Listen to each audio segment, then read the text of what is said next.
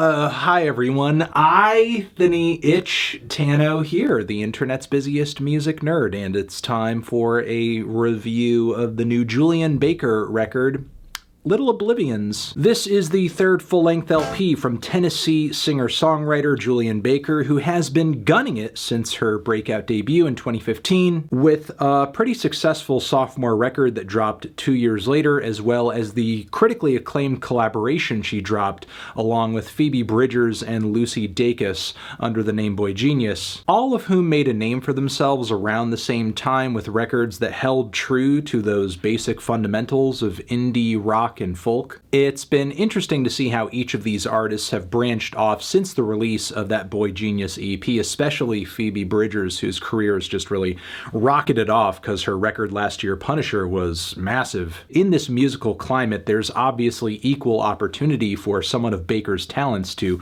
repeat that success. From the sound of it, it seems like the goal of Little Oblivions is to make a splash of some sort, because this record is just packed with numerous heavy crescendos of instrumentation, even a few soaring post-rock guitar bits too. The track Hardline is incredibly loud and pounding for the opener of a singer-songwriter LP. The forlorn chord progression, the gradual build, the massive drums, and the blinding layers of synths and guitars. It's a track that's patient, bittersweet, gratifying, and on the lyrical end, utterly devastating and defeatist, with Baker singing about these self-destructive tendencies that are pushing others away, in fact recommending that to someone instead of, I guess, doing anything about it, changing it. Personally, up until this point, I haven't been a huge fan of Baker's work, but to me this was a good song, and I was hoping a fair warning, cause it seemed like this track, if it's anything to go off of, will lead us into a record that is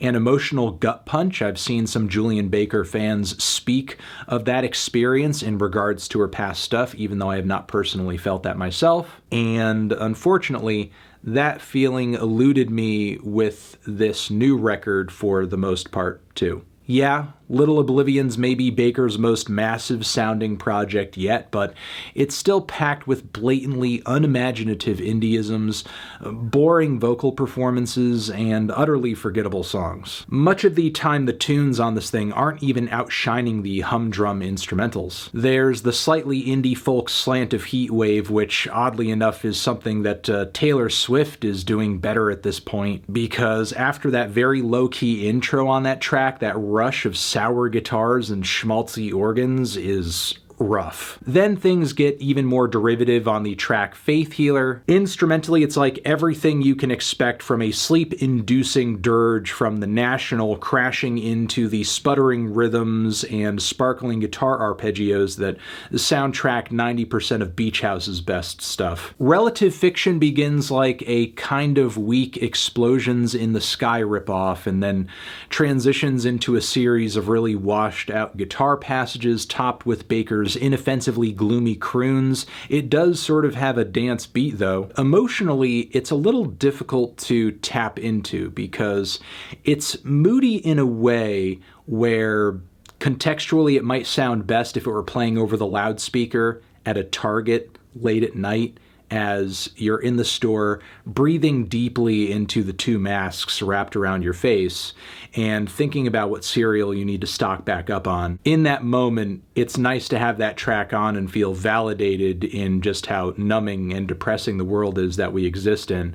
But simultaneously, it's not really enough to push you over the edge, which I guess is a roundabout way of saying the track isn't reaching its full potential. And look, if the record kind of stayed bland in this way and continued down this road, I guess that would be okay, but it actually gets worse. The following Crying Wolf sounds like one of those songs you hear in a faux inspirational commercial, especially when the glistening pianos on this track coalesce with Baker's pained falsettos. It's not just tugging at your heartstrings, but desperately trying to rip at them like a wolverine with rabies. I suppose things do pick up a little bit on the very cinematic Ringside, whose growing instrumentation and vocals run a play that that is very heavy and similar to that of what we heard on the opening track, but honestly, it works. Favor was a pretty respectable teaser to the project and actually had me excited to hear it. The song is one of those rare moments where a head-bobbing breakbeat and some really intimate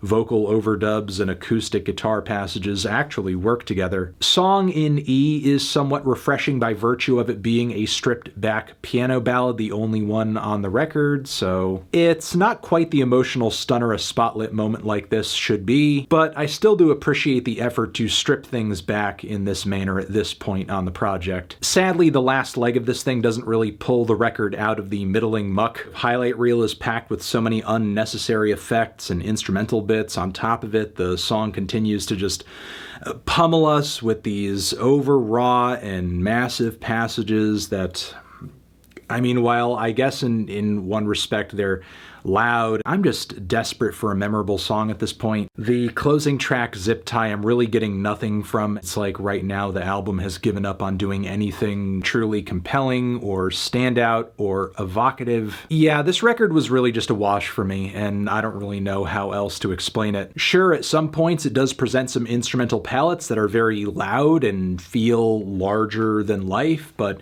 at the end of the day, the vocals, the songwriting, the textures and sound play, if you could even say there's any sound play here, are so painfully average. I guess if you're a diehard for this style and you have to hear everything in it, you may appreciate it being as competently assembled as it is, but outside of that, it's just so utterly unremarkable.